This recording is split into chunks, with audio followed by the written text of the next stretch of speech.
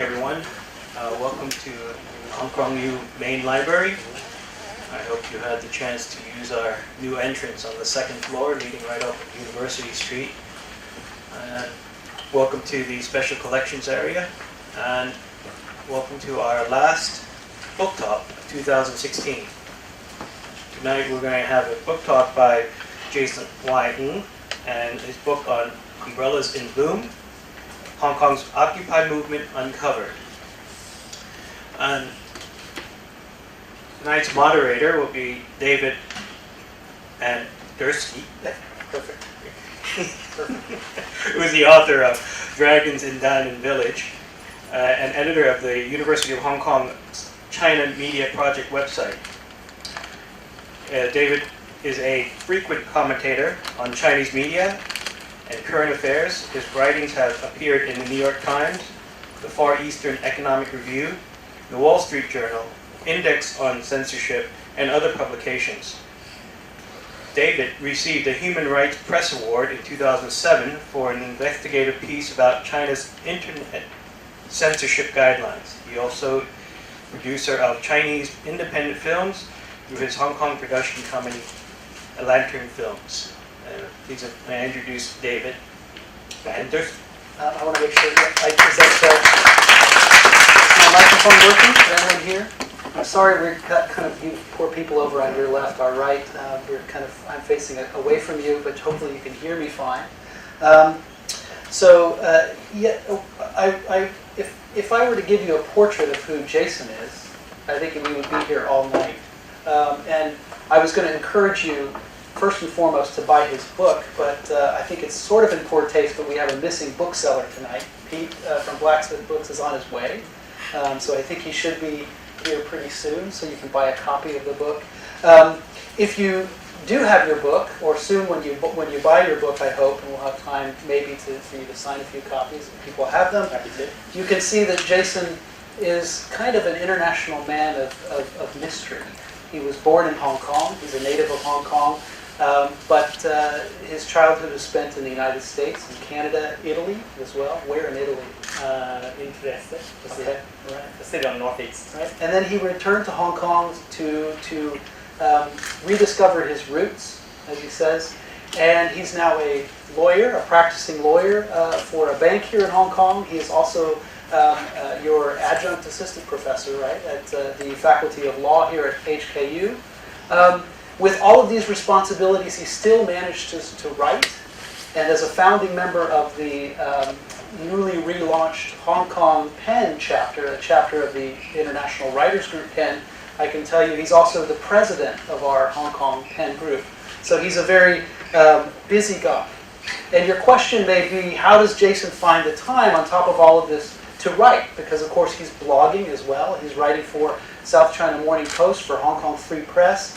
And he's not just writing nonfiction, he also writes short stories and fiction as well, crossing over from nonfiction. I actually know the secret, Jason's secret. And I have it here. Yes, I do. Gummy bears are his secret. I won't open it because I think this probably violates library policy, so I'll leave these here. Maybe as you buy your books, you can get a free bag of... We should pass them around just to bribe the audience. And I was going to tell Pete, I was going to say, you really need to, Haribo needs to sponsor Jason Inc. Because when Jason visited my class, I teach an undergraduate class here on feature writing and nonfiction writing, and Jason came and spoke to the class, and I asked him about his method.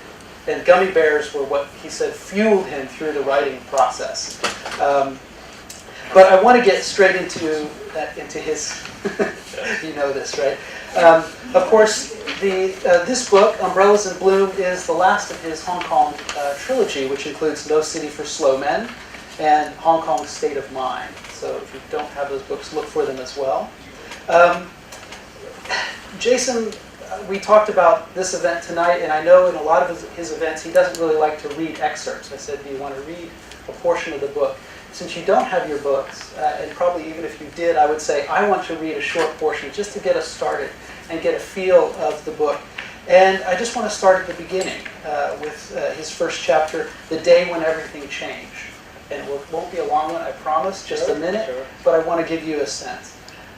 September. Well, just to clarify, I have nothing against reading my own Right. book, and I love doing it. But I always find it a little egotistical, and it disrupts the flow of the discussion. People need to hear Fair our enough. dialogue, and then I stop and then read pages. I'm like, oh, okay.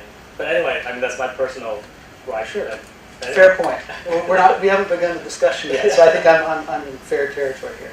So this is the day when everything changed. So chapter 1, September 28th, 2014. It was a Sunday just like any other. The mid-autumn breeze whispered, car horns blared from a distance.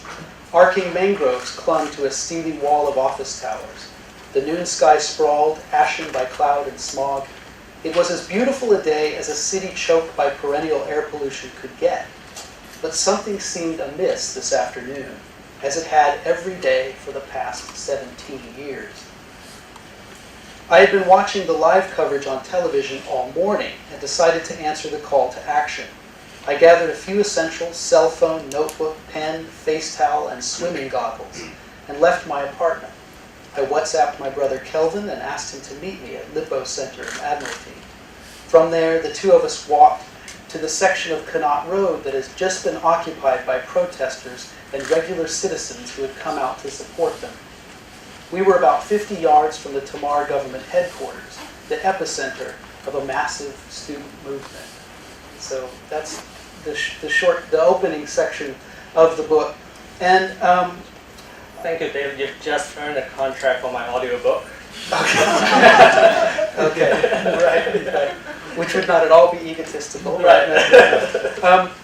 So I think what you'll notice from this passage right off is that Jason is very involved in the action. It's one thing I love about this book. He's there as an observer, but he has a wonderful ability, I think, to step back and be a very knowledgeable observer, including of Hong Kong politics, the murk of the system and how it works. So I think the book is a great view, a kind of mix of intimacy and little vignettes and narrative, great detail, but also frames of reference that help us understand not just Hong Kong, but of course the umbrella movement.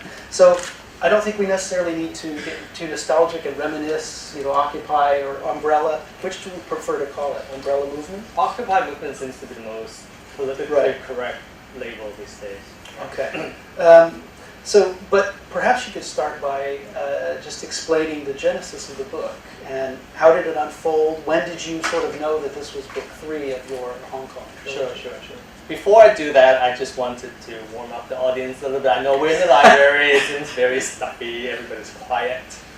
But we should make this as interactive and as informal as it can be. And one of the reasons why I like doing these talks is because I learn as much from the audience as they hopefully learn from me. So how many of you spent any time in Admiralty, Mongkok, or Causeway Bay during the 79 days? Excellent. So half the room. How many of you spent a night there, sleeping in one of the tents? Okay, fewer. How many of you still think Occupy was a good idea? On the other hand, how many of you feel that Occupy was a bit of a waste of time? It was very ill-conceived, poorly organized, and overall sort of polarized society, and therefore history is going to be harsh judging it, and therefore it's not something that we want. If we were to do it all over again, we would rather not have it happen. Sort of putting people on the spot. Supportive audience, I like that. Or reluctant. One of the two. Yeah. Okay, so to answer David's question, the genesis of the book. As a freelance journalist, news columnist, I have the habit of carrying my FCC notebook everywhere with me and just take notes, even when I'm socializing with friends or going to the movies. It's a bad habit. It's an occupational hazard. And obviously nowadays with an iPhone, everybody seems to be a reporter, everybody seems to be a journalist.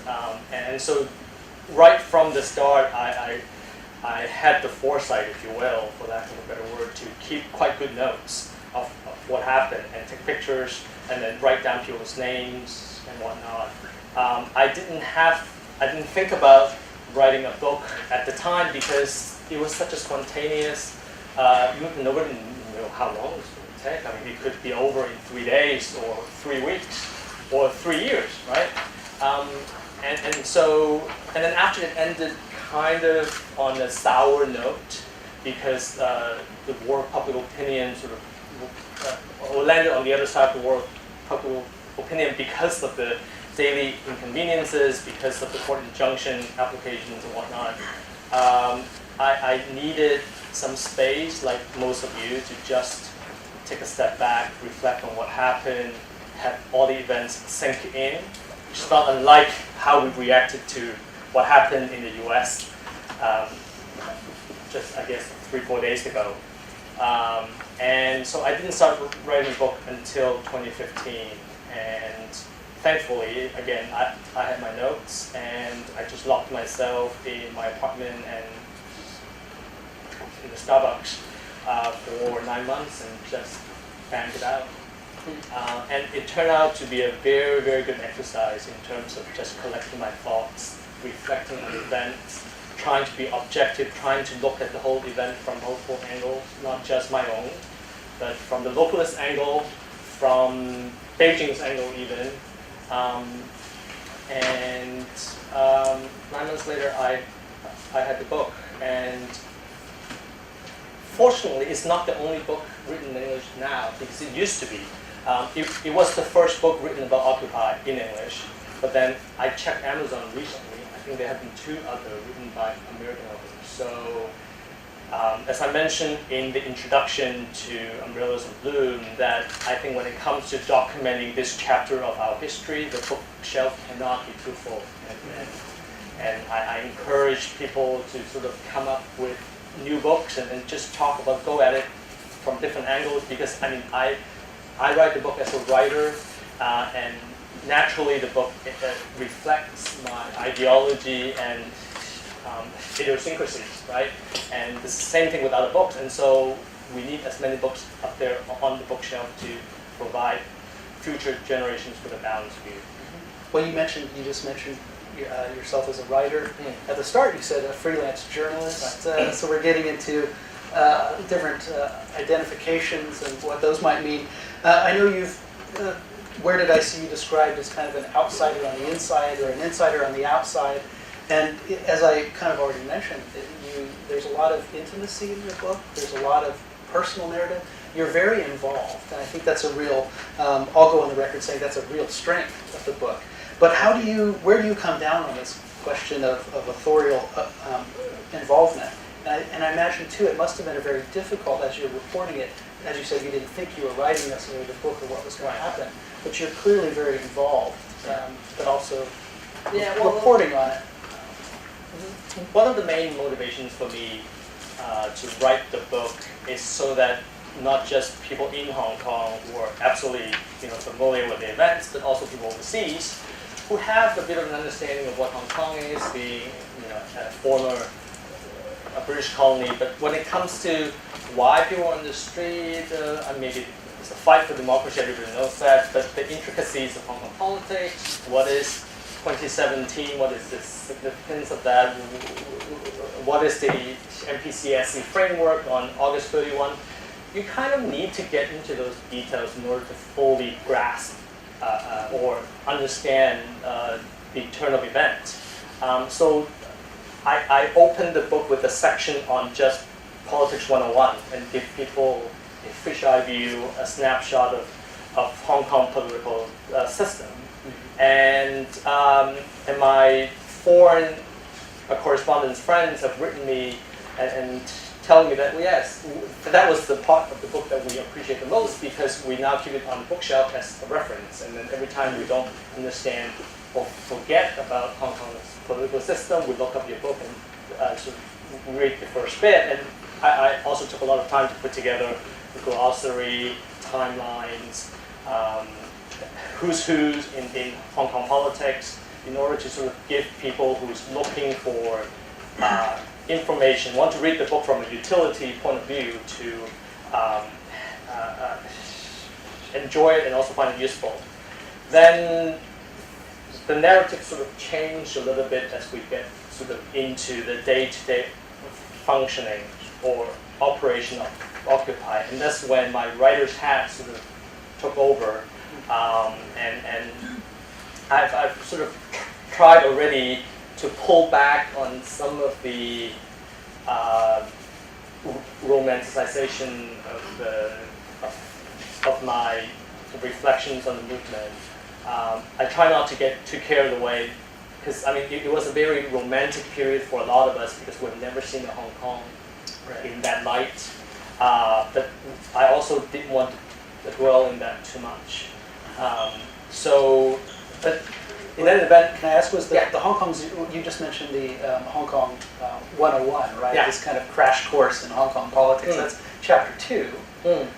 Was that was that a later piece, or was that a blog post that you had written during Occupy? No, it was written just for the book because I wanted to sort of give people enough for them to understand, but not too much that they will be turned off by it.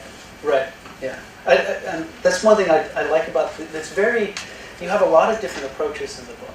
As I said, you have narrative, and then you kind of step back and give us the context. So it's really you're really various in your approaches, I think. Yeah, in a way, I feel that reflects also what happened on the ground as well. There's such a diversity of viewpoints. There was such a diversity of discussions and personalities on the ground at the protest site. Right. And so I sort of weave in and out in my narrative, and I see that as a strength and not a weakness. Yeah, oh, for sure. And you have, in that first section that I read from, the pacing is very quick. Okay? And things are really unfolding. And you even use this kind of timestamp approach. You have 3:30, 4:30, 6 o'clock, because things are happening really rapidly. And then we reach the second chapter, we need context, and it's there. But I'm going to be guilty again of, don't feel that this is, you're too much the center, your writing's the center of attention here. It's a good thing. But I love the beginning of this piece, too, the Hong Kong Politics 101. Before we begin, a warning. Hong Kong's electoral system is bizarre, convoluted, and to the uninitiated, remarkably dull. Putting the pieces together is like assembling a jigsaw puzzle without the picture. You don't know where to start. The only thing worse than trying to understand it is having to explain it. But I mean, that kind of humor is throughout the piece, so it's really a joy to find, because it could be really dull stuff. I would suspect the other two books that come out are probably, at points, very dull approach, I don't know, to the Occupy, but yours is very alive. You mix between the narratives and this background, it's nice. I don't know if that was a challenge to sort of maintain that mix with the narrative. So when I was writing that, I was putting on a hat or I put myself in the shoes of sort of maybe an American reader, right? And the least intelligent. No, but sort of impatient, if you will, and the attention span is not more than 5 to 10 minutes. So that's all the time I have. So how do I explain everything in 10 minutes? And sort of do a good job with enough detail for them to appreciate the genesis of the movement without losing them, or without them skipping ahead, right?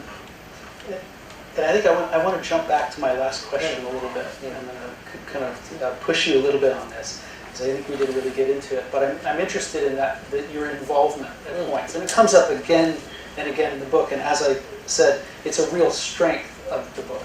So, but is there any particular story from the book that you remember, a moment?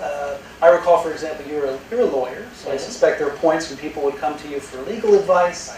You know, what was life like there? And as you said, you didn't know exactly where you were going in terms of a book or writing blog pieces, but you were there as a writer, reporter, but also in a movement that was impossible in a way not to be a part of. Right. Well, as a matter of fact, my main role was not a reporter or an observer, but rather the resident teacher at the library. Because I mean, as you know, there is a makeshift library that sort of evolved and got even more elaborate and established over time.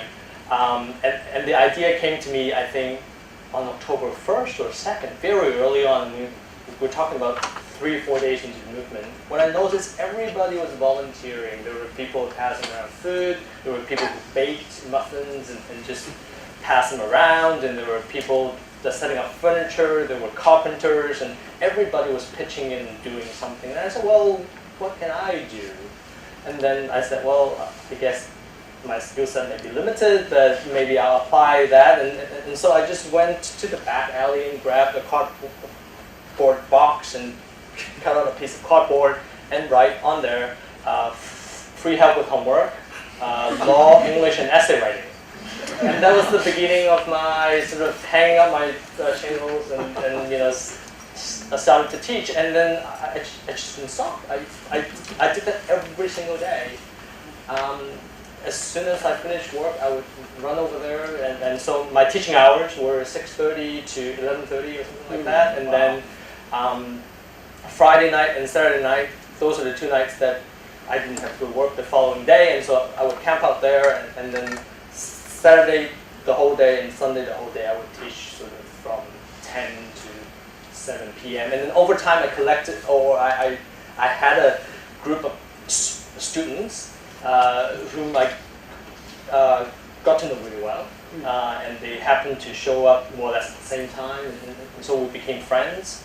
And we went through the homework, we talked about politics, there were legal questions about basic law and whatnot that they didn't understand, and so I would explain to them. I lined them up with the foreign press to have them interview them. So it was good exposure in a way for a lot of them, because I mean, a lot of them have never watched CNN in their life, let alone being on CNN. And so that was sort of a nice part of the memory. Well, CNN's a good segue to my next question, I think, because you also have this chapter, I can't remember which part it is, it's Court of Public Opinion, I think it's called, right? And you mentioned some of the misconceptions about umbrella movement, Occupy, whatever we call it. And one was that the misconception in the foreign media that sort of all Hong Kong people were really behind the protesters. Right. So I wonder if you could talk a bit about that, and then other misconceptions, and then maybe also misconceptions now, looking back on the movement. Sure. As you know, the Western media, especially the American media, is always looking for a story, and then the story has to have a narrative, and the narrative needs to be linear and easy to understand. And have tension. Exactly. There has to be heroes and villains, and David and Goliath, and everything needs to fit within that mold in order for the readership to really latch on to or enjoy. So I was a little frustrated with the way the Occupy movement was portrayed overseas, in that it was just Hong Kong people sort of banding together and rising against China, and the entire population stood behind the students, and it was a sort of a full participation of the population, and nothing was further from the truth. I mean, if you talk to anybody on the street, taxi drivers, shop owners, businessmen, everybody was like, send them home, and they are disturbing the peace, and they're troublemakers. Only, throughout the movement, HKUL was doing polling, right? And it was always sort of linger at around 30-35% support rate, and then as the movement dragged on, as we go into November and December, it dropped to sort of the teens and a single digit, and so nothing is further from the truth if you come up, or if you come away with the impression that the entire population stood behind the movement. And then other misconception would be sort of in terms of the leadership. I don't think they quite understand Benny Tai's role, the Joshua Wong, and the Hong Kong Federation of Students, and their dynamics with the with the spin-off group, the localists, and all of that. Because all of the factional infighting, if you will, would complicate the narrative. and it's just not something that the foreign press was willing to really open and get into without losing their audience. I remember, I think I remember people saying that they were interviewing the wrong experts too. People, for example. I mean, is that something you It's a good observed? point. Yeah. It's a good point. Every time, I hope there's no. Every time I see Emily Lau, Albert Ho being interviewed about the umbrella movement or Occupy, I'm like, whoa, they're not relevant. They've done amazing work for Hong Kong's democracy movement, but I'm sorry, this is not their movement. And it's just bizarre to have Albert Ho talking sort of very loudly and authoritatively about Occupy and what direction it's taking, because he was not sort of part of the decision-making body at all, and as a matter of fact, he was sidelined right from the beginning. And did you find that the students that you were interacting with, Yes. were they also aware of where Hong Kong sort of was?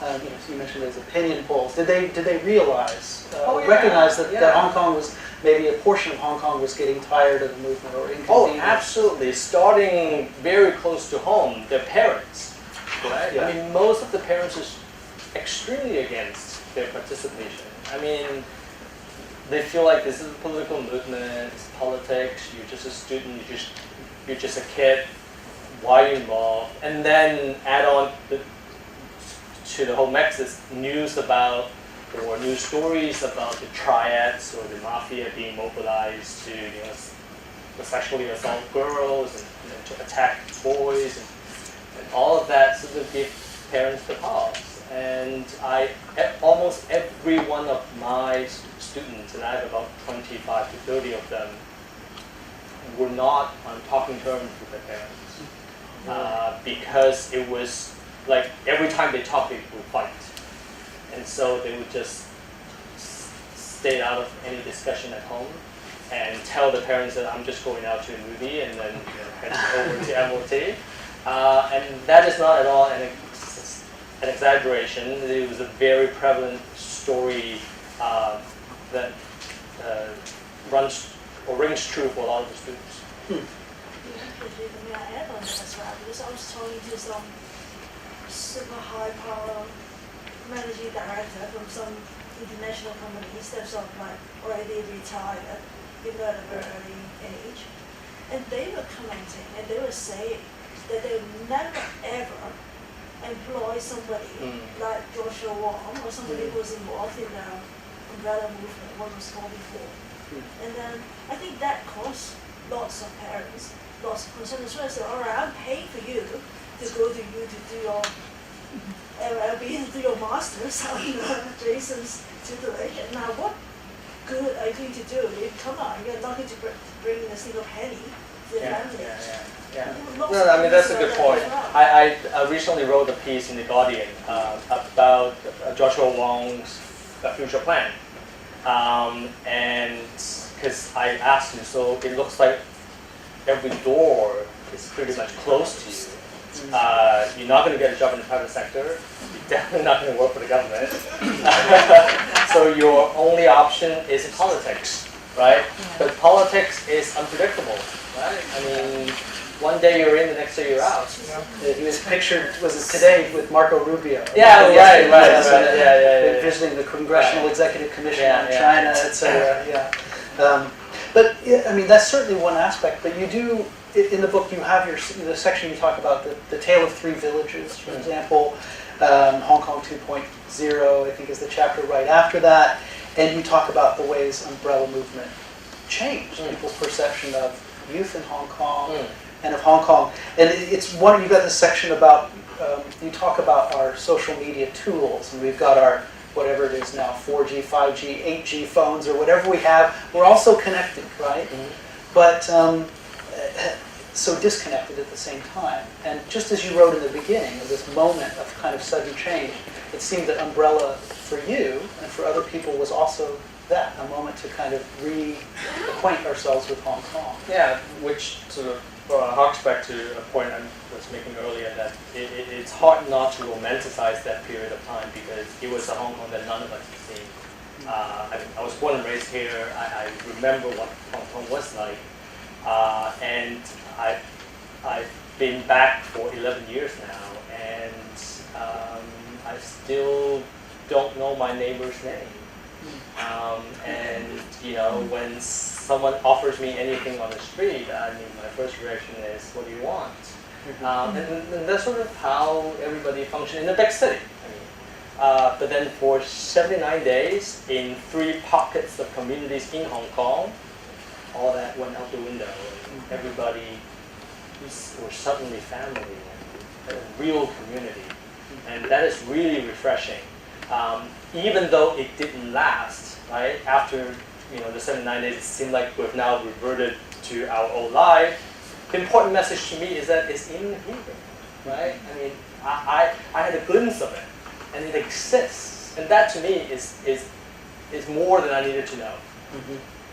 What other were there other changes that you recognized, other than just broadly sort of the sense of community? And how politically engaged young people can be. And that is the part that we didn't quite go back on. I think once the Pandora box is open, it's hard to put the lid back on. And we have seen now the political engagement has continued after the umbrella movement. We've all been following the oath-taking saga, and it was all sort of part of this new generation of politicians. For better or worse, right? But it is what it is. We have we have the younger generation that is much more politically engaged, and the government and people in the position of authority needs to learn how to deal with it. And very organized at the site, right? Very you talk about your overnight. I think you call it, what was it? Probably the longest and roughest urban sleepover in modern history. And you spent your time there as well. And when you needed something, you knew where to go, right? To get your inflatable mattress. Well, you can tell us what was it like to sleep there? Well, I was hoping that you won't pick up on that.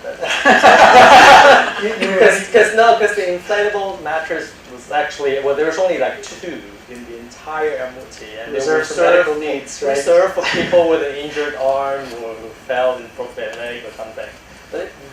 But accidents didn't happen every day, and so there were nights when the mattresses were just there, nobody was using them, and so I knew the supply station manager, and so it's like super luxury. So I had the 4 seasons of tents. With a sea view, didn't you have a sea or harbor view? A lot of people have harbor view. That is sort of easy to get there. But I had the air mattress. I had the sort of the blindfold from the Cathay Pacific. I had earplugs, and so I was living in relative luxury. And what ways do you think the umbrella movement has lived on? I think you've talked about this a little bit, but are your umbrellas in bloom, but what do you call your last section wilting, right? Right. But in what way would you say the umbrellas are still sort of in bloom? In what ways are you recognizing that kind of spirit of whether it's organization or community among youth or others in Hong Kong?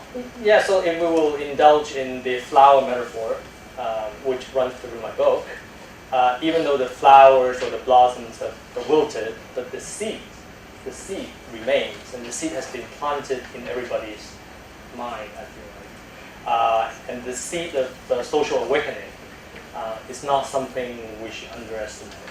If it weren't for Occupy, an otherwise dull movie like 10 Years would never be watched.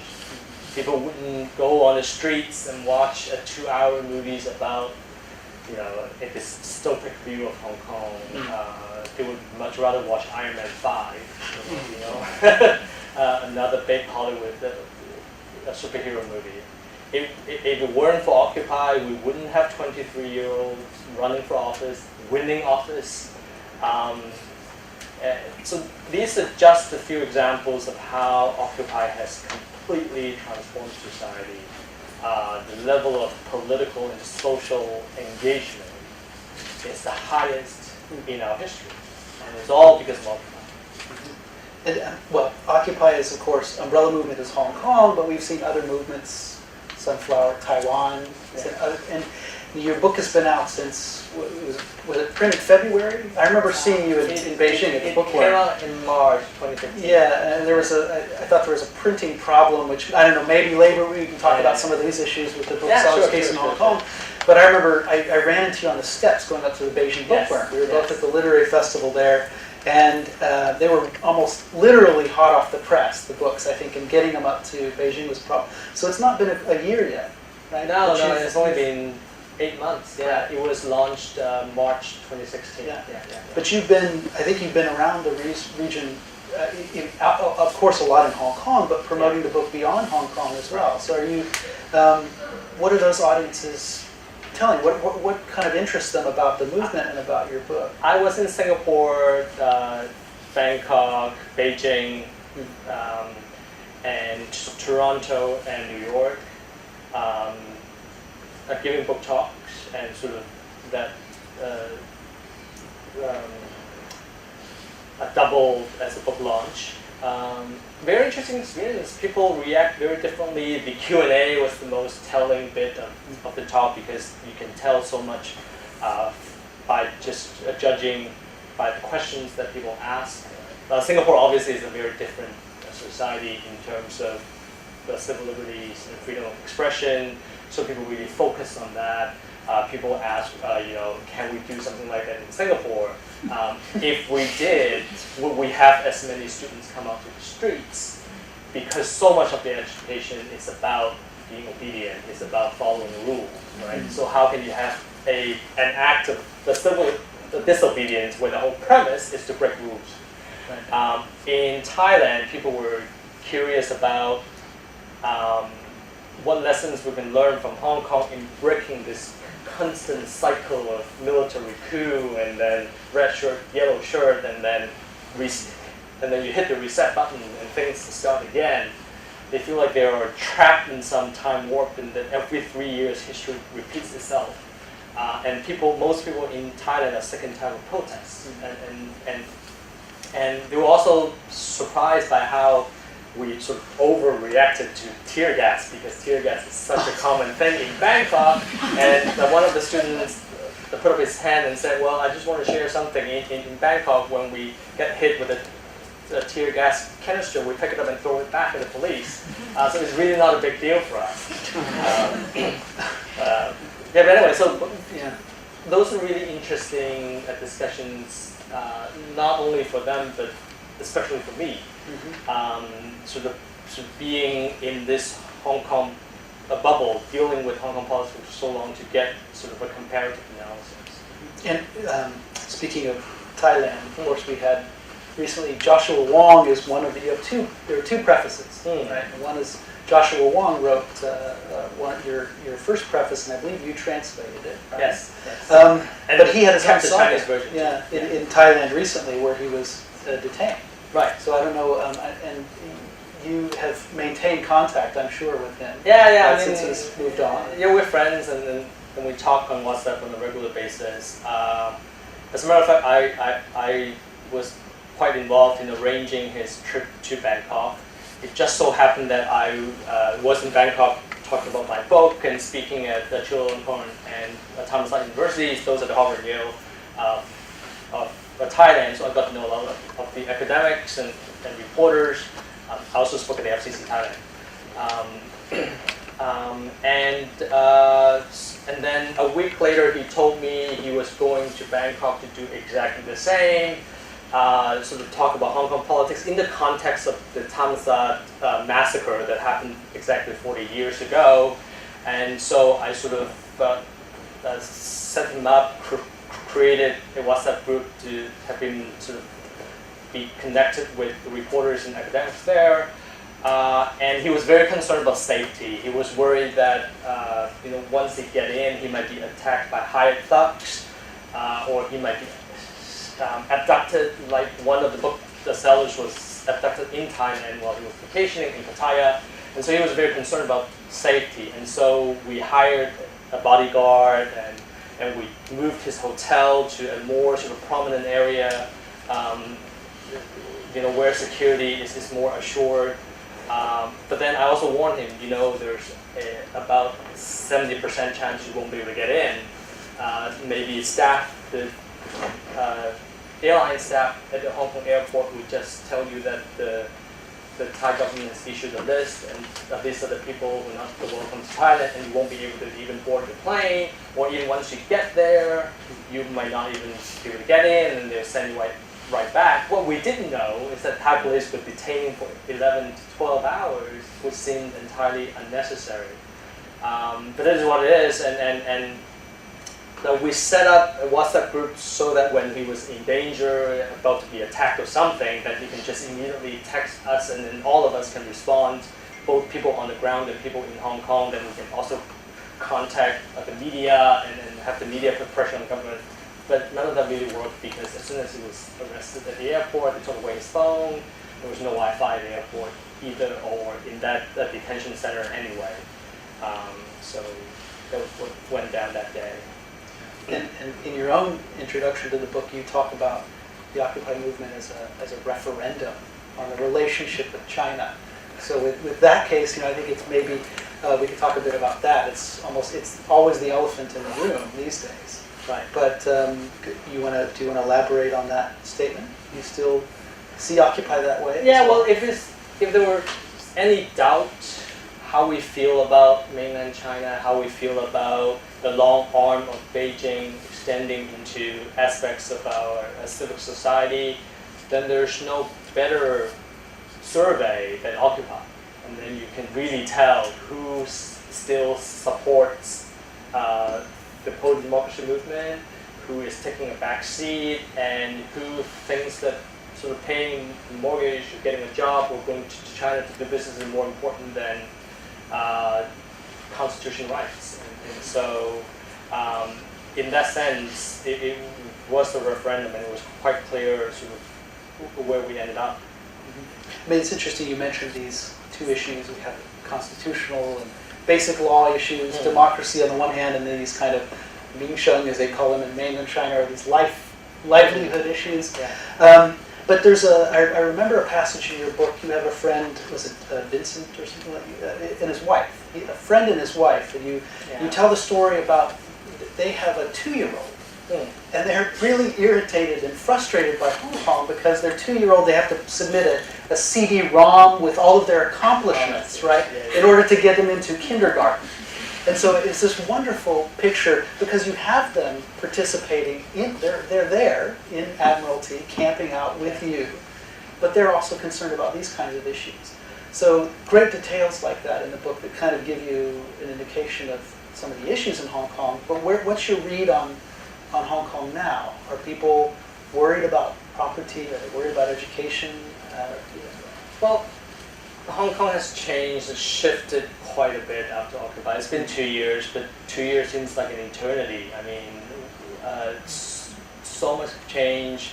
The focus has changed from constitutional arguments or universal suffrage to almost a distraction, this independence movement, and the rise of the localism, the rise of this sort of highly radicalized opposition. And so the focus has really changed. So I'm not sure if that answers your question, but we just have to roll it. We just have to roll with it. I mean, it's a lot like the U.S. politics. I mean, things could just change overnight, and rather than wallowing in shock and surprise and sorrow, you have to pick up the pieces and learn how to deal with it. Yeah. Well, there are so many cases we could talk about, like you mentioned Oathgate, and we've had the booksellers case, and I guess we do roll with it here in Hong Kong. I mentioned Penn, and we're doing that as well. But the reason we've relaunched Penn is because we're concerned about publishing. Can you print a book? How do you distribute a book? How do you support writers in this environment? Yeah, and just earlier today, the yeah. news at page one, the Yeah. major store chain has shut down. They owe publishers lots of money. That's right. And it's just a couple of years ago that the Dimmicks left Hong Kong. So we're really down to one bookseller, which is the Bookazine. It's the only English language bookseller, and then all the rest of them are right. Yes. Yeah, and then all the rest of them are Chinese owned. What? Swindon. Yeah, yeah. There's a bookseller, the Bookazine and Swindon, which also owns the Hong Kong Books Center. So I mean, I think In we Kelly Mall. Yeah, that's right. So there are a whole complex of stories and issues I think we could talk about, and I have actually a lot more questions, but for time's sake, I think we should open it up. Yeah, absolutely. And I'm sure some of these questions will come up and concerns will come up. So do we have someone to start with a question?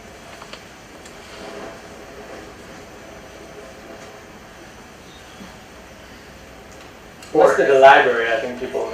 If you don't have a question, all of you raised your hand early. Most of you were there, so if you want to offer a story or remark maybe as well. while people sort of think about a question to ask, I can talk about my experience launching my book in Beijing, which was very interesting. I almost felt like Ben Affleck in Argo. And then my publisher Pete is here tonight, and because he had trouble sending the books because the cover is so self-explanatory. He had trouble getting the book to Beijing, and so he asked me, "Oh, can you just bring 50 copies and fill your suitcase with it?" I said, "No way. I mean, I'm barely comfortable going there, let alone carrying a shipment of books with me." And then I was there for 2 panels. One panel is on Hong Kong politics. And it was moderated by the Guardian reporter Tom Phillips, and my fellow panelist was New York Times, a Beijing-based reporter, Didi Taltlow. And that was, the topic itself was quite, again, self-explanatory, and so it attracted some attention. I was worried that we weren't able to get in to the venue, because the panel right before ours was one about the women's rights, and the speaker was a mainland Chinese speaker. Yes, and the Gong'an didn't let her in, and so they turned her away, and she had to go back to the hotel or go home. So I was, my heart was pounding. I was waiting. And it was packed. I was in the yeah. back. I couldn't and so get they in. left an empty chair there to make a statement, and they just, again, rolled with it. And then my panel was right after that, so I was a little bit nervous. So in the end, we noticed that there were some Gong'an people in plain clothes, but you can identify them very easily because of the haircut, because of the tracksuit. Yeah. I mean, they just don't look like people who would pay 100, RMB to a book event. And they're always drinking water. They never buy drinks. Oh, okay. And it's just well, they're not allowed to drink on the job. That's the thing. And because everything was conducted in English, the audience was mostly expats. I don't think they were following the conversation that well, and so all they did was they had their iPhone to record the whole thing. So in case, I guess, their superior asked them, "How could you have let this happen?" They said, "Well, we were there, and then we recorded the whole thing." The same thing happened at my panel launching the book, except that there were more of them. Maybe because the topic was so timely at the time. And after the event, I'm sure you were there. You would see sort of men in 3s and 4s sort of smoking outside, and when you get out, they look at you and then they look away. But then in my experience anyway, they just wanted to make sure that you go back to the hotel, which is across the street, and not take a cab to see Ai Weiwei or something. Right. So that was my experience going to Beijing, and then leaving was also troubling. And then, but I haven't been back in China since. I haven't even tried going to Macau because so many of my friends have been denied entry to Macau, and I just don't want to find out. Yeah, and I mean, I have similar problems myself, actually. Yeah, but I think with the and I want to, if anyone has a question, just raise your hand, and I will find you, and we will stop and go to you. But with the booksellers issue, so much attention recently has been on this case, and there's so much surprise in Hong Kong, as though this is something that's suddenly happening, a sudden change. But we've noticed it for a number of years of publishing books that used to be kind of mainstream academic books with contributors from mainland China that you could publish with publishers in Hong Kong. They're not banned books, right? Not here. We use this term, 禁书 or banned books, but that was referring to a regime across the border, not to these. And they're not very sensitive books by our standards, but they're very difficult now to publish with publishers in China here. Yeah, even with this book, we had trouble Or in Hong Kong, printing the book in Hong Kong. So my publisher often go back to the same printing company in Shenzhen because it's cheaper, more efficient, and the industry is much bigger there. Obviously, we expected the Shenzhen printer to have trouble with the book, and we did. And so he went to his Hong Kong printing company as a backup, and the first one said no, and then the second one said yes, but on the condition that you don't publish our name. But that's kind of silly because you never advertise the printing company's name in the book. Even if you want me to, I won't. But I mean, that just speaks to the sort of the climate of paranoia and self-censorship up and down the food chain, way down to the printing company. Really, what they do is just press the button and out comes the book. I mean, there's not a lot of editorial. There's no judgment involved, right? So it's not like you would be faulted for.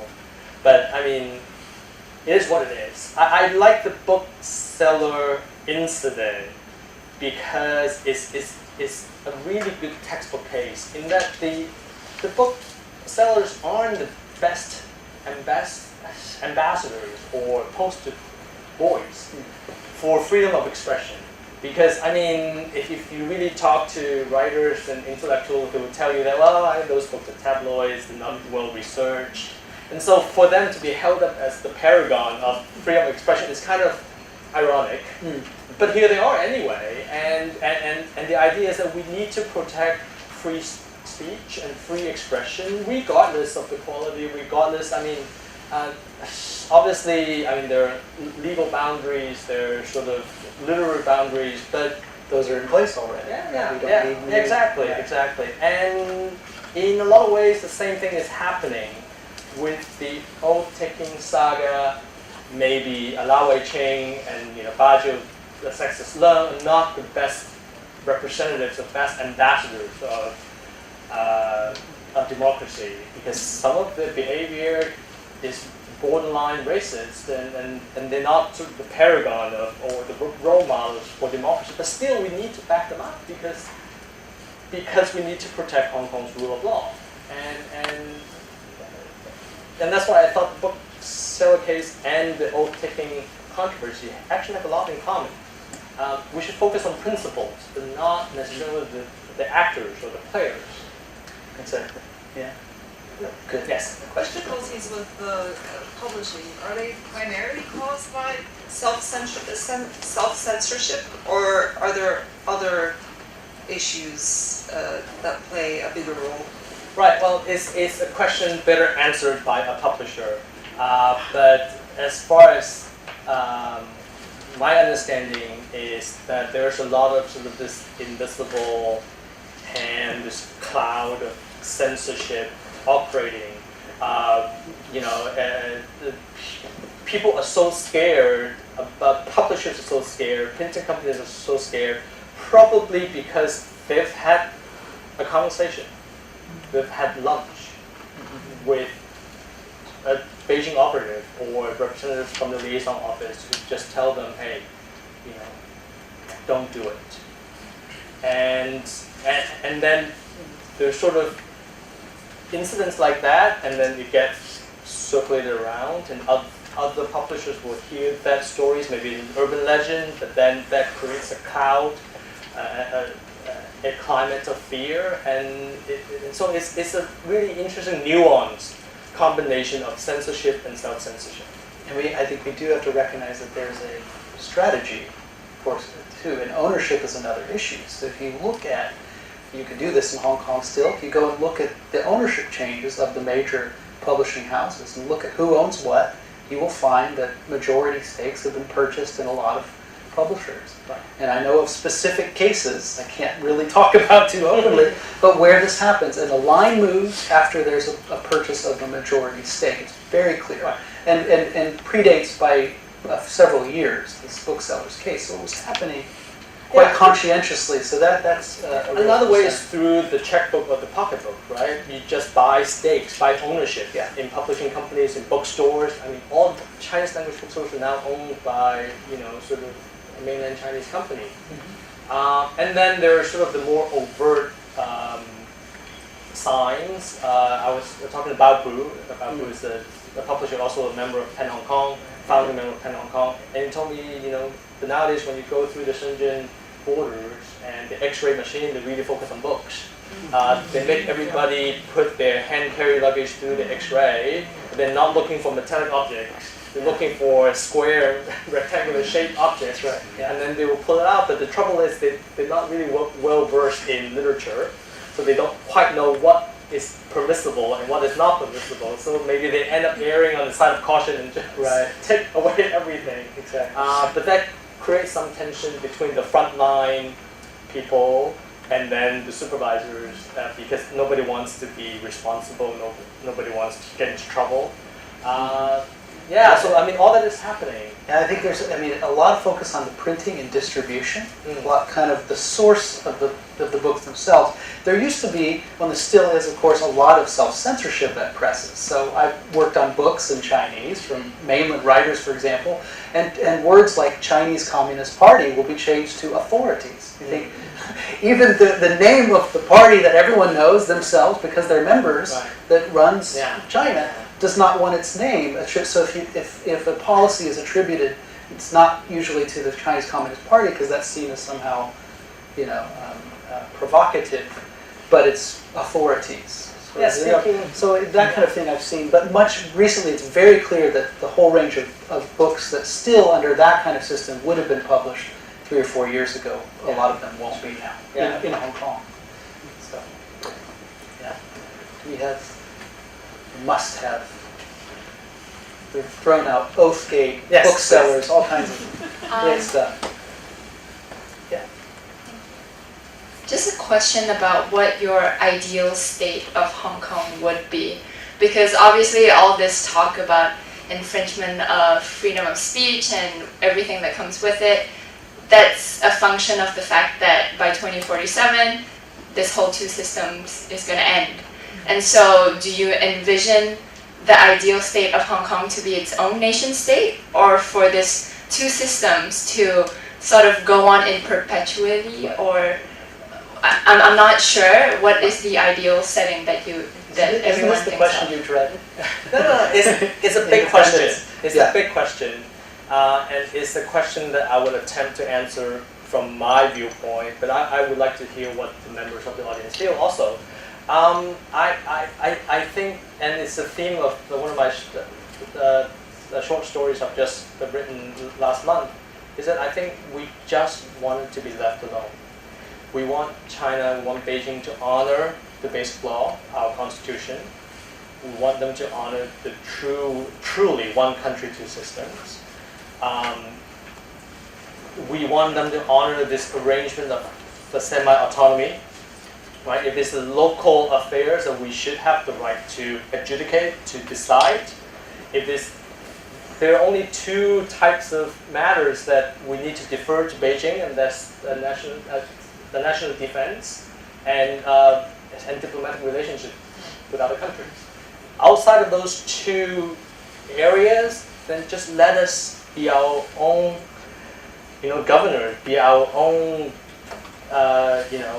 boss, if you will, and decide for ourselves. And if it works, then there's no reason why it needs to end in the year 2047. It can renew itself and continue. I don't believe in independence. I don't think it's going to happen.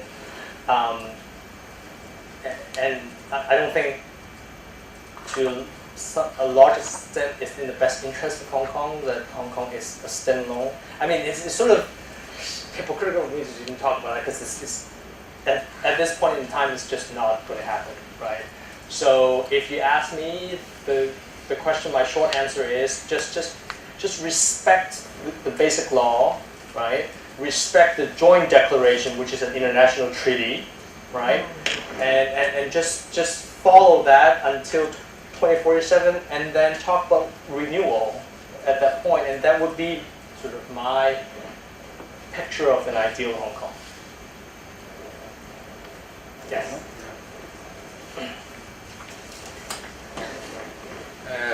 I'm very glad that I think that young lady there raised a very good question. I believe that this is the third book talk I went to of the Umbrella and Bloom. Umbrellas and Bloom. I'm very honored to be here again. But I think the focus should now be beyond the Umbrella movement. It's 2 years around. What really happened is like what that lady said, is 2047 really a kind of a deadline, a kind of worry that we should spend a lot of effort on. I want to raise the contrary, because I lived through that. I'm a bit older than you guys, and we were very anxious before 1997 because we were under British rule. The Union Jack was flying there. We had a very good system that we actually were comfortable with. But if you actually look at the basic law, and Jason is an expert in legal matters, I believe that he can enlighten us, is that the basic law did not have a deadline, did not have an expiry date. I believe that if we do it right, it should be in perpetuity. The only thing is the fifth article, Article 5, which said that we would have 50 years of capitalist system. Now, if you ask me what kind of system Shanghai is, I think it's not socialist, right? So it's not about socialism or capitalism. It's about the freedom of the people in Hong Kong. It is about whether they would continue to violate the declaration, the John Declaration. They would continue to violate the basic law which they have written. The problem with the 31st of August resolution of the National People's Congress is that they have violated their own laws, right? So what are we going to do with that? I think independence is not the right direction to go, because if you look at the people in Tibet, take a look, study that, talk to the people there. I think 90% of the ethnic Tibetans did not believe that they did not feel like the Chinese. They want to be in a different nation. But do you think they would be successful in breaking away even with this setting themselves on fire?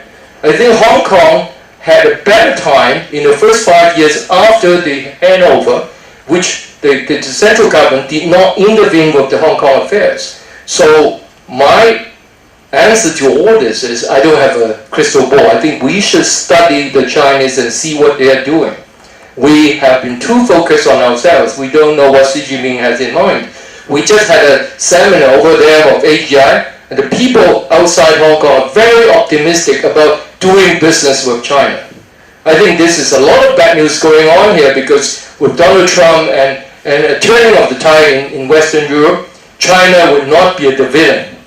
So we really have to engage China in a way, know what's happening in Beijing, know what is the upper hand of the CCP, and then we'll be I think, well prepared. So I think we should look at China face to face. You want to respond? Yeah. What is Beijing thinking? Why is this happening? Yeah, thanks, Gordon, for that point, and I think it raises a few very interesting points. I think the last time I talked about this was at the Rotary Club, when I talked about Hong Kong politics and my book, and one of the points I was making was that I think our government has much more to blame than Beijing. I don't think Beijing is necessarily this evil empire, the Death Star that we make it out to be. They, at the end of the day, their interest is stability, right? Self-perpetuation. That's what the CCP wants. They just want to last forever. Whatever sort of works for them, get them in that direction, they're happy to do. And they just want Hong Kong to be governable. It's not in their interest to destroy Hong Kong. It's not in their interest to turn Hong Kong completely into another mainland city. But our leadership in Hong Kong confused them, right? We are constantly sending them mixed signals, and they don't know how to react. I mean, Xi Jinping gets sort of this report from CY Leung, reports from, Carrie Lam, and he's like, okay, what's going on in Hong Kong? And all this reporting is very biased, right? This is not vetted by anybody. And they are driven by personal interest, their own political career advancement, does not represent the real landscape of Hong Kong. And then Beijing looks around and says, well, I thought I was doing the right thing. I thought I was making Hong Kong happy. How come everybody's on the streets, right, all the time, right? I think they're confused, right? And so unless we have accountable leaders, or leaders at least who have some of our interests in mind, it's just going to get worse, right? And which is why it's so dangerous to have Suella re-elected, because things is just going to sort of worsen.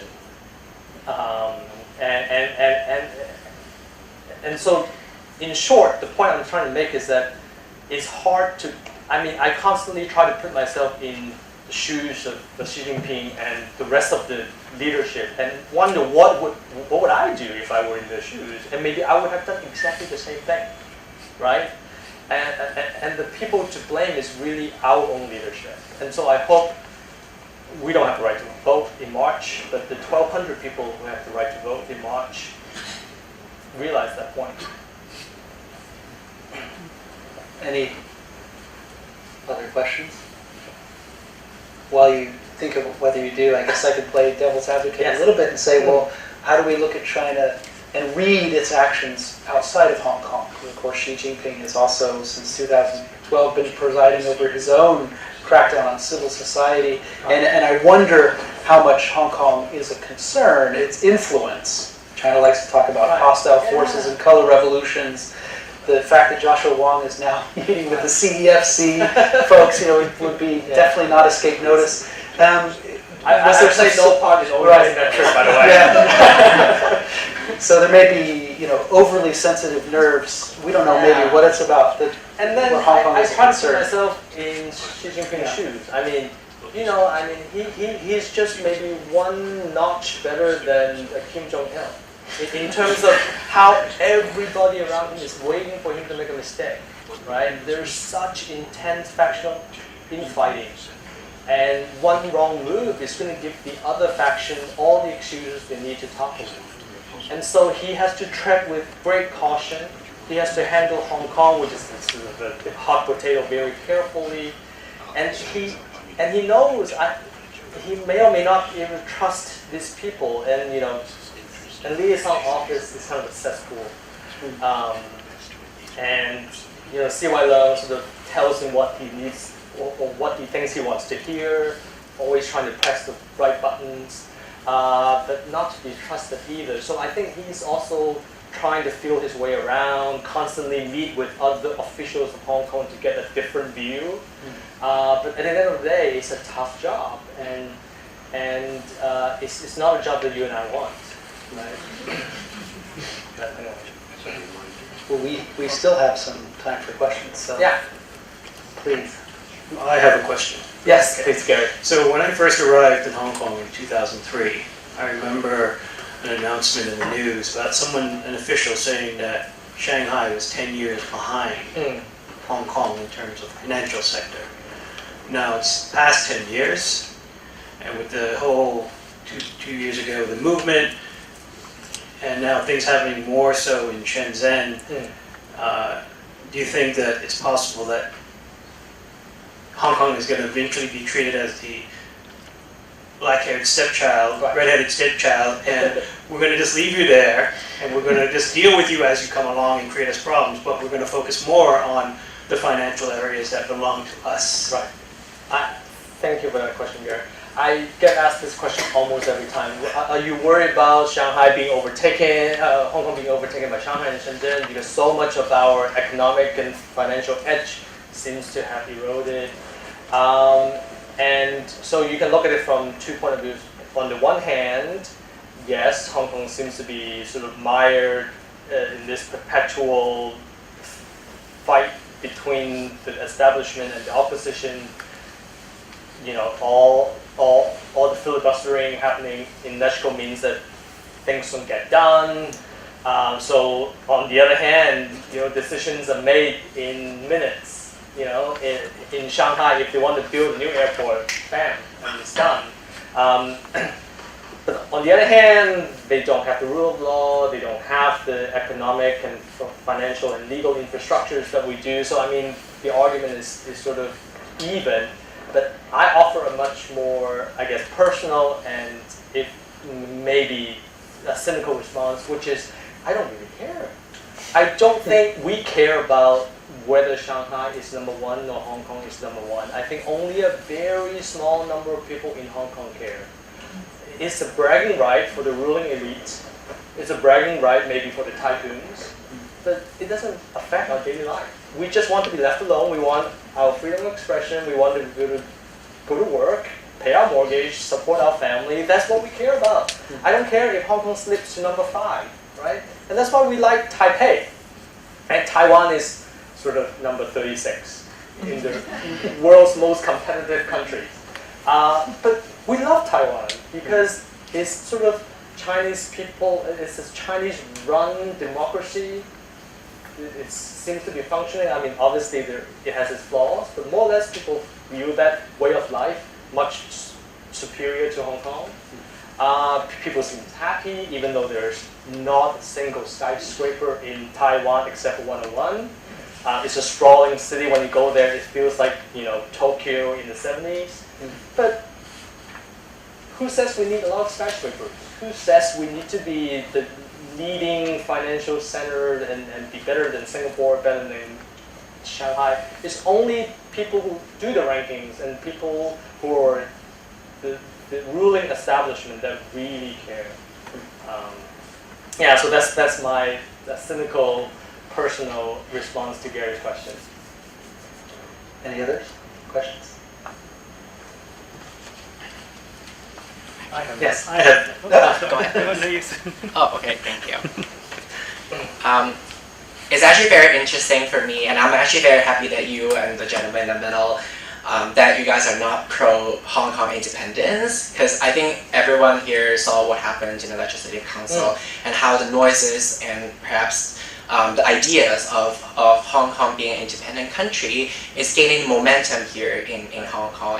And I say that because it's not only in Hong Kong, we saw what happened in Brexit and what happened in Exit, that a lot of youngsters are seemingly, like, they like to say this when something around politics is not going in their direction, right? So my question to you is, so if they are gaining momentum here, I think it also sent a very confusing message to the Chinese government, because they're aiming for harmony and stability, and these noises are clearly not creating that. So I'm just wondering your view on that and how we should work with those activists going forward. Independence is a very complex subject. If you ask me, I would say it's pure political distraction, right? Because it's not going to happen, so why are we even talking about it, right? So it's a way for whoever behind it to take attention away from the real issues, right? Which is how the government of Hong Kong, what's the way forward now that Article 35, is it 35? It's 68, i.e. that universal suffrage by 2017 vis-a-vis chief executive and universal suffrage vis-a-vis the Legislature by 2020 is stalled. How do we pick up the pace again and restart that process? That is the main focus, but not independence, right? So there's that distraction angle. And then there's another way to look at it, which is was independence sort of sponsored by China because it seems very convenient to have. I mean, everybody who's watched the documentary 10 Years know that the first story was about how the authorities orchestrated this assassination in order for China to have an excuse to implement anti-subversion national security law in Hong Kong. Independence is kind of like that. Maybe it's orchestrated by the invisible hand so that China has a perfect excuse to come in and take away our freedoms. Who knows, right? It's a bit of a conspiracy theory. People always thought that the two lawmakers who screwed up the oath were hired by or paid by Beijing money because it's sort of a very convenient way for Beijing to sort of get rid of the rest of the opposition. Because, I mean, look at the facts. Because of the two of them, now 8 other lawmakers' seats are in jeopardy, right? So if I were Beijing, I thought, oh, maybe that's a pretty good way to get rid of the rest of the opposition. Just plant 2 troublemakers in there, make them say really nasty things about China. Then we say, oh, we interpret basic law and then get rid of everybody who played with the oath, right? So, I mean, there's that. Whether you subscribe to this conspiracy theory or not, I mean, there's hot debates on the internet, on Facebook, whether those two are hired by or funded by Beijing money. Whether you believe in that, whether you subscribe to those conspiracy theories, it's a bit of a personal choice. We might never find out. But the hot facts is that independence is a distraction, and the pro-independence lawmakers or the supporters are rocking the boat, not just for themselves, but for the rest of us. And that's the reason, objectively, it's very hard for me to buy it. I mean, I guess another interesting, relevant side, if we're talking about writing and publishing, to the extent that it's suffering in Hong Kong, and I think it's not really debatable that it is, that a lot of that space where you might have real discussion of these kinds of issues, substantive discussion or writing, is missing, or increasingly going to be missing because the same story is happening in the local Chinese language press. So I'll throw another question, if we're still going to have time to think of the before question. you throw that question, I mean, sometimes when I'm sitting on the podium talking about these issues, I always wonder, how much longer can I be doing this? How much longer can David and I be doing this, organizing a talk to talk very candidly about Hong Kong politics, about Hong Kong's relationship with China? And that thought always depresses me. And here at Hong Kong U, that depresses me too. Right. So my only response is I would do it, or we would do it as long as we can. Well, I was going to ask you, what is as a writer, or what do you see your role now in this Hong Kong, and your own objectives? Well, now, thanks to the basic law interpretation, and thanks to the 2 young inspiration lawmakers, now all of a sudden Article 23 is once again on the table. I mean, we thought we sort of permanently got rid of the idea, or at least C.Y. Leung said he's not going to revisit that topic during his term. But he just said, oh, maybe this is the right time for us to, I mean, with the rise of independence movement, this is a really good opportunity for us to think about passing an anti-subversion law. And once that can of worms is open, writers like David and I, and students like members of the audience might not sort of be off limits, might not be safe anymore. And that really worries me. Yeah. Any other thoughts or questions? If nobody is saying anything, Sure. could I answer the question that Gary raised, because I know that I'm also cynical. I don't care if Hong Kong is a financial center or not, or whatever. Is Hong Kong going to remain competitive or not? But I would like to say something I would like to add my own contribution to this issue, because I've been in the financial industry for 30 years, if not a little bit more. If you look at the ratings of Hong Kong and look at the ratings of China and look at why Hong Kong has a high ratings, or you look at some agencies like the CPI index, Corruption Perception Index, Hong Kong is ranked like 18th or maybe 17th, is on par with the United States. If you look at China, China is on par with the Sudan or Nigeria, right? So the hardwares are all there in Shanghai, maybe a little bit better than Hong Kong and anywhere else in the world. But if you don't change the political structure in China, I cannot see that Shanghai would come even remotely close to Taiwan or Singapore. Hong Kong is way above that. But my concern is with this interpretation of the basic law, with all these violations of the promises, Hong Kong should go down to Nigeria very quickly, right? So I think it's the other way around. So this is my own opinion on that question. I think it's a big warning for Hong Kong, because Hong Kong is getting closer to looking more like China as the day goes by.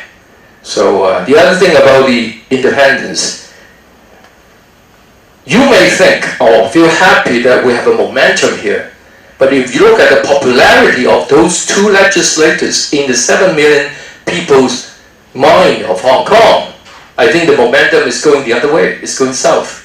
So we have to be realistic. It's not how we think in this room. It's how the 7 million people in Hong Kong think. I think they are still proud to be Chinese, even though they don't like the communist route. So I think this is still very, very much something that we have to pay attention to. Like Lei Wangyang, like Lau Hiubo, Ai Weiwei, all these people are suffering in China. I think we should have the compassion. I always ask this question. We said we are Charlie, right? We all Charlie. But why don't we say we are all Chinese?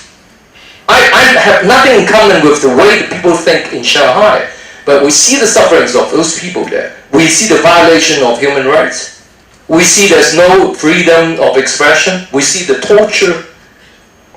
But the same oppressor it's the same thing. I mean, Hong Kong is under the same sort of big umbrella of this political structure, even though it's a one country, two system. So I think peacefully, if we can change the way in China, we still have hope for Hong Kong.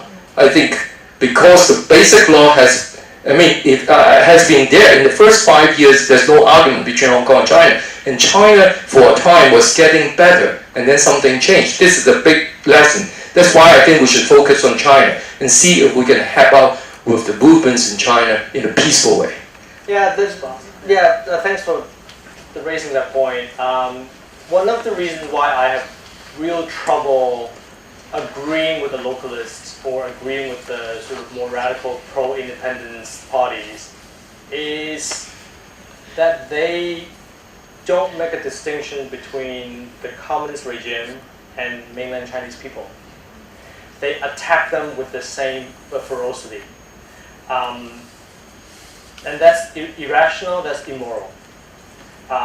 They ought to recognize that the people, mainland Chinese people, are the victims of the communist regime as well. I mean, they are the people who don't enjoy the same freedoms we do, precisely because they have lived under that regime.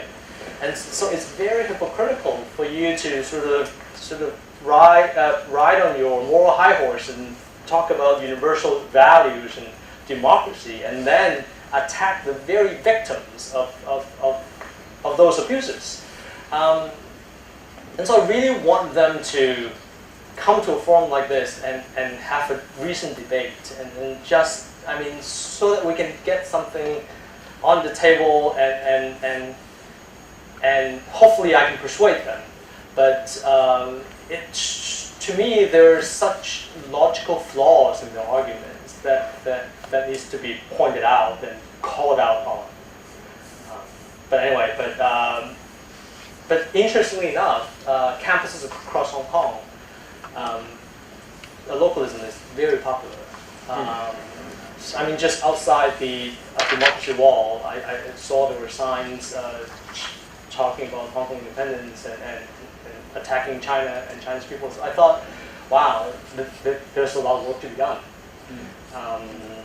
And almost every one of the students that came out of the umbrella movement, remember I was teaching on the streets, the 20 to 30 students I had, they've all gone localist, right? So on the WhatsApp group that I still keep with them, I often have the debates, and we agree to disagree, and then we have, and then we continue to sort of talk about these issues. But it's very difficult to talk to angry people. Right now, there's a lot of anger.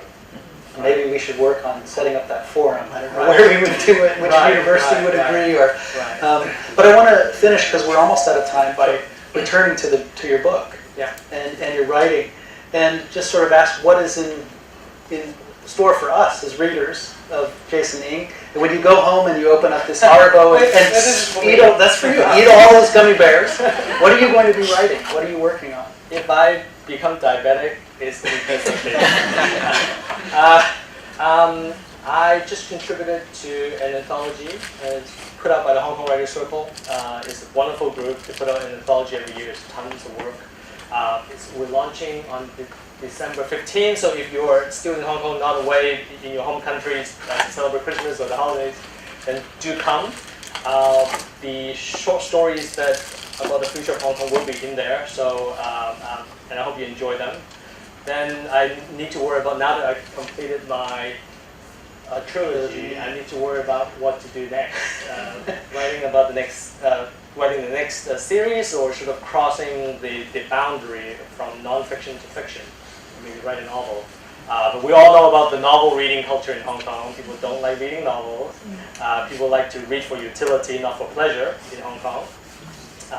My publisher is still here. He has told me point blank that if you want to write the novel, then talk to someone else.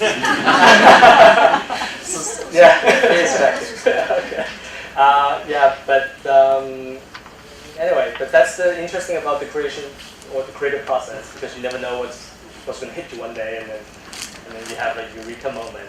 So I'm looking forward to that moment. Well, we look forward to it too, I think, and it's great to have a chance to talk to you tonight. I think we should give you a round of applause.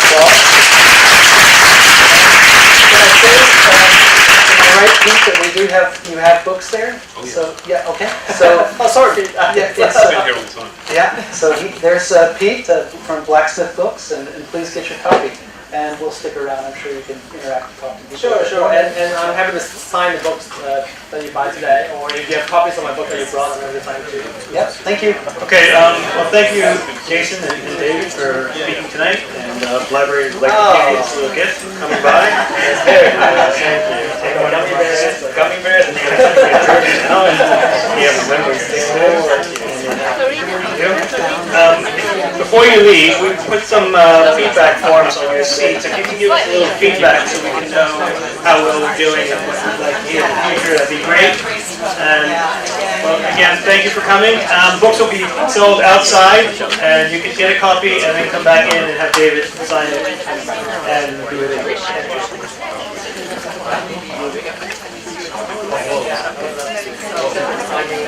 Me too.